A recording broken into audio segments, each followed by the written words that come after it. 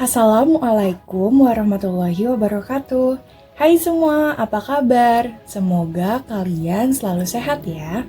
Perkenalkan, nama aku Putri Najwa Sifa dari kelas 12 IPS 4 SMA Negeri 90 Jakarta selaku ketua kelompok.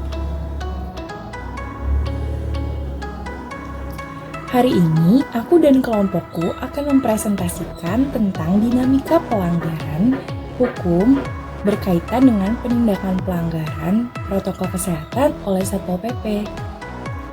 Sebelum itu, yuk kita kenalan sama teman-temanku dulu. Ada Ralabita sebagai presentator, Bisma Tirto sebagai editor, Devita Fulia sebagai presentator, ada Gita Dwi sebagai moderator, Lutfi Torangga sebagai notulen,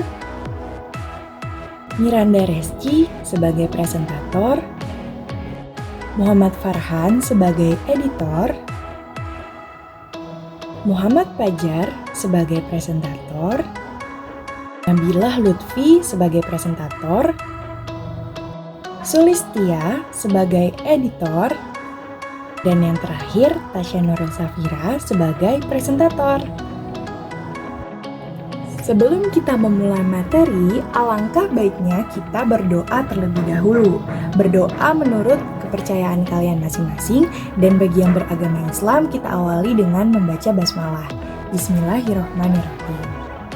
Nah, kalian tahu nggak sih apa arti dari pelanggaran hukum itu sendiri? Pelanggaran hukum adalah pengingkaran kewajiban-kewajiban yang ditetapkan oleh peraturan, perundang-undangan, atau hukum yang berlaku di dalam masyarakat. Contohnya, sejak pandemi COVID-19 merebak di seluruh dunia, seluruh masyarakat, termasuk masyarakat di DKI Jakarta, diwajibkan untuk menerapkan protokol kesehatan, seperti berjaga jarak, menggunakan masker, dan yang lainnya. Hal ini bahkan tertulis di dalam UU yang dikeluarkan oleh Pemprov DKI Jakarta itu sendiri. Namun, tak sedikit dari masyarakat yang melanggar kewajiban tersebut. Untuk mengatasinya, Pemprov DKI Jakarta melakukan penindakan pelanggaran protokol kesehatan oleh Satpol PP. Ingin tahu lebih lanjut? Yuk simak presentasi dari teman-teman aku dengan Gita sebagai moderator yang akan mengontrol jalannya presentasi. Assalamualaikum warahmatullahi wabarakatuh. Pertama-tama saya ingin mengucapkan terima kasih kepada Putri Najwa Sifa selaku ketua yang telah mempercayai saya sebagai moderator. Pada kesempatan kali ini kita akan membahas 6 subdata berkaitan dengan dashboard penindakan pelanggaran protokol kesehatan oleh Satpol PP. Yang pertama ada tren jumlah pelanggar yang akan disampaikan oleh Adara Labita. Yang kedua ada usia dan jenis kelamin pelanggar yang akan disampaikan oleh Tasya Nurul. Yang ketiga ada rata-rata jumlah pelanggar per jam yang akan disampaikan oleh Devita Fulia. Yang keempat ada jenis pelanggaran yang akan disampaikan oleh Nabilah Lutfi. Yang kelima ada sanksi pelanggaran yang akan disampaikan oleh Muhammad Pajar. Yang keenam ada peta persebaran dan top 10 kelurahan lokasi pelanggaran yang akan disampaikan oleh Miranda. Yang pertama kita akan membahas tren jumlah pelanggar yang akan disampaikan oleh Adara Labita. Kepada Adara, waktu dan tempat saya persilahkan.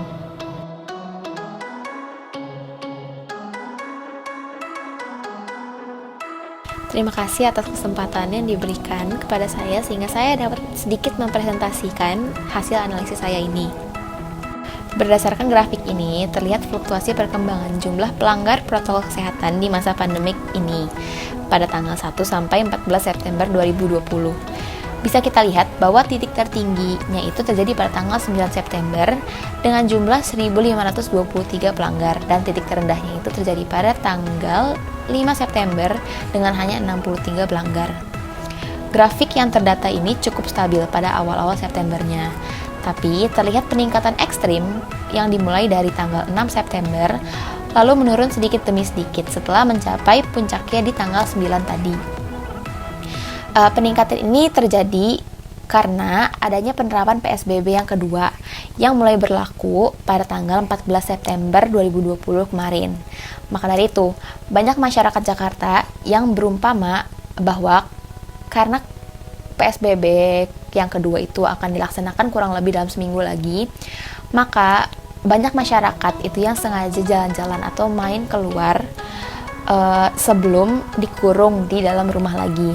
Maka dari itu, dengan semakin banyaknya masyarakat yang keluar rumah, terlihat banyak jugalah pelanggaran terjadi.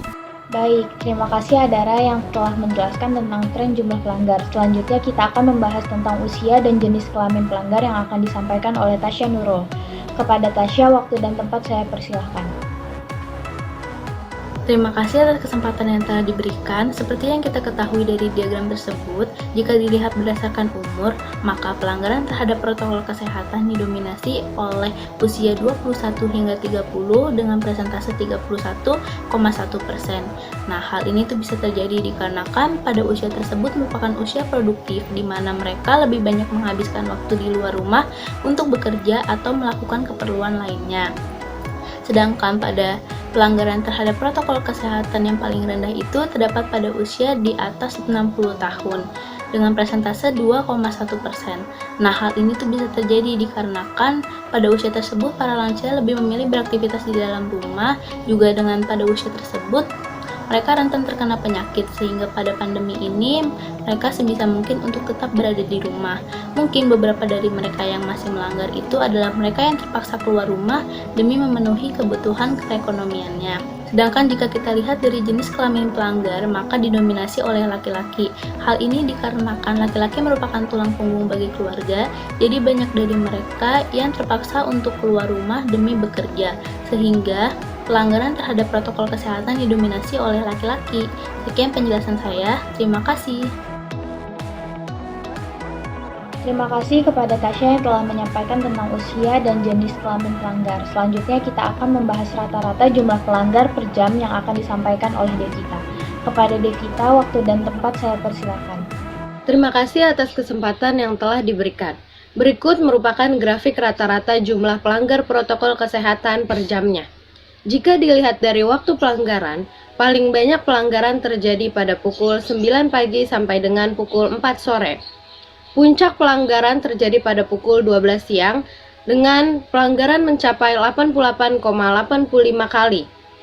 Menurut saya, hal tersebut dikarenakan pada pukul 9 pagi sampai dengan pukul 4 sore merupakan saat-saat yang produktif, di mana masyarakat akan lebih banyak melakukan kegiatan di luar rumah seperti bekerja, mencari nafkah, dan kegiatan lainnya.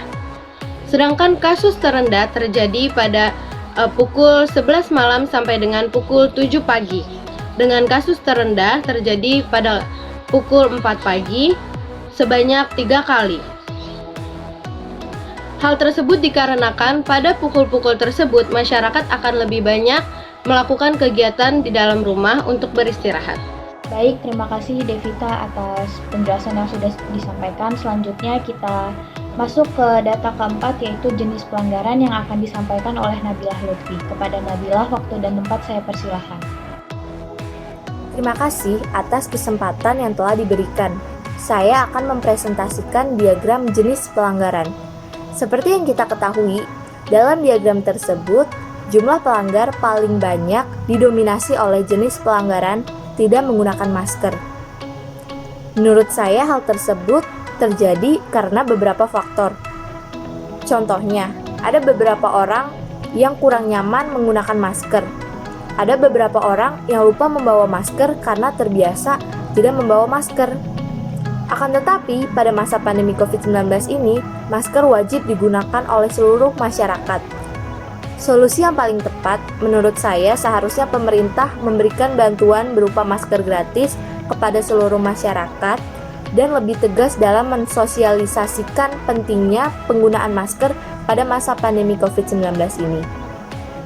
Sedangkan untuk diagram yang jumlahnya kecil atau relatif sedikit, seperti tidak mengatur waktu kunjungan, tidak menjaga jarak atau melakukan social distancing, tidak melakukan pembersihan berskala besar di tempat umum. Hal tersebut terjadi karena masyarakat memang sudah terbiasa menjaga kebersihan diri sendiri apabila berada di tempat umum sebelum adanya pandemi COVID-19 ini, sehingga jumlah pelanggar relatif sedikit. Sekian presentasi saya. Terima kasih Nabila atas penjelasan yang telah disampaikan. Selanjutnya kita masuk ke sanksi pelanggaran yang akan disampaikan oleh Muhammad Fajar. Kepada Muhammad Fajar, waktu dan tempat saya persilakan. Dalam sanksi pelanggaran ada jenis sanksi dan juga jumlah denda dan juga jumlah pelanggar. Di data tersebut tercatat jenis sanksi kerja sosial dan jumlah dendanya masih belum tercatat. Jumlah pelanggarnya sudah tercatat sebesar 7.655. Jenis sanksi denda administrasi sudah tercatat 83.736.850 dan jumlah pelanggarnya sudah tercatat 652 orang. Kerja sosial teguran tertulis dendanya masih belum tercatat dan jumlah pelanggarnya sudah tercatat 90. Teguran tertulis kerja sosial dendanya 0 masih belum tercatat, jumlah pelanggarannya sudah 23. Teguran tertulis masih belum tercatat jumlah dendanya, namun jumlah pelanggarnya sudah tercatat 21. Penutupan sementara 1 kali 24 jam, dendanya masih belum tercatat, namun jumlah pelanggarnya sudah tercatat 2. Kerja sosial denda administrasi sudah tercatat dendanya sebesar 400.000. Jumlah pelanggarnya sudah tercatat 2. Segel dan kerja sosial dendanya masih belum tercatat, itu masih 0. Dan jumlah pelanggarnya sudah tercatat 2. Untuk jenis sanksi segel dendanya masih 0 dan jumlah pelanggarannya masih tercatat 1. Kerja sosial dan segel itu dendanya masih belum tercatat dan jumlah pelanggarannya sudah tercatat 1. Penutupan sementara 1 kali 24 jam dan juga teguran tertulis itu belum terkumpul data dendanya, namun jumlah pelanggarannya sudah tercatat 1. Terima kasih kepada Muhammad Fajar yang telah menyampaikan tentang sanksi pelanggaran. Selanjutnya kita masuk ke materi terakhir yaitu peta persebaran dan top 10 kelurahan lokasi pelanggaran yang akan disampaikan oleh Miranda. Kepada Miranda, waktu dan tempat saya persilakan. Terima kasih atas kesempatan yang diberikan. Berdasarkan data yang dianalisis pada tanggal 15 November, bisa kita lihat bersama pelanggaran dengan titik terbanyak berada di daerah Jakarta Pusat dan titik terendah berada di daerah Jakarta Utara. Hal ini dimungkinkan karena Jakarta Pusat merupakan daerah yang ramai penduduk sehingga banyak masyarakat yang berlalu lalang, tetapi tidak mematuhi protokol kesehatan dan peraturan yang berlaku. Sebaliknya, Jakarta Utara merupakan titik pelanggaran terendah. Hal tersebut dimungkinkan karena mobilitas penduduk yang rendah dan masyarakat telah mengetahui dan mematuhi peraturan yang berlaku. 10 daerah dengan titik tertinggi di DKI Jakarta. Data ini dianalisis pada hari Minggu tanggal 15 November pukul 9 malam. Setelah melihat keseluruhan data, 10 kelurahan tertinggi yang warganya banyak melakukan pelanggaran adalah sebagai berikut. Pinang Sia, Semanan, Cempaka Putih Timur, Srengseng, Pedagung, Kamal, Kalideres, Pondok Ranggon, dan Kebon Jeruk. Menurut saya, mengapa 10 kelurahan ini bisa menjadi top 10? Karena mereka masih kurang sanksi yang diberikan oleh petugas dan tingkat kewaspadaan penduduk tentang corona di lokasi tersebut masih rendah. Kita juga dapat melihat jelas bahwa wilayah Jakarta Barat mendominasi 8 dari 10 kelurahan yang menjadi 10 kelurahan tertinggi. Kesimpulan dari kedua data tersebut, titik pelanggaran terbanyak berada di daerah Jakarta Pusat dan pelanggaran tertinggi berada di daerah Jakarta Barat. Dengan rata-rata pelanggar peraturan Satpol PP di DKI Jakarta berumur 21 sampai 30 tahun. Hal tersebut menunjukkan bahwa masyarakat masih belum mematuhi protokol kesehatan dan peraturan yang berlaku selama masa COVID-19 ini. Diharapkan agar para petugas lebih menegaskan sanksi dan masyarakat menerapkan peraturan yang berlaku agar terjadi penurunan pelanggaran di DKI Jakarta. Baik teman-teman, rupanya kita sudah ada di penghujung acara, yaitu penyampaian kesimpulan yang akan saya serahkan kepada Lutfi Torangga sebagai notulen. Pada Lutfi Torangga, waktu dan tempat saya persilahkan. Kesimpulan dari data yang disajikan di atas menunjukkan bahwa tingkat kesadaran masyarakat tentang protokol kesehatan masih sangatlah rendah, terutama di dalam tren jumlah pelanggar antara tanggal 1 September sampai dengan 14 September mengalami pemuncakan pada tanggal 9 September dengan jumlah pelanggar mencapai 1.523. Pelanggar tersebut didominasi oleh orang yang berumur 21 sampai 30 tahun dan sebagian besar pelakunya adalah kaum pria. Jumlah ini selalu mengalami peningkatan biasanya pada jam 9 pagi sampai jam 4 sore setiap harinya, karena di jam-jam tersebut masyarakat Jakarta adalah jam-jam produktif mereka untuk melakukan kerja kantoran ataupun aktivitas lainnya. Di ruangan terbuka, jenis pelanggaran yang paling sering ditemukan oleh para petugas adalah tidak menggunakannya masker dengan jumlah pelanggar mencapai 8.375. Dan kerja sosial pun masih menjadi jenis sanksi yang paling banyak diterima oleh masyarakat, yaitu dengan jumlah 7.655. Mengapa banyak yang memilih kerja sosial? Karena tidak mengeluarkan biaya seperti hukuman denda administrasi yang harus mengeluarkan biaya besar.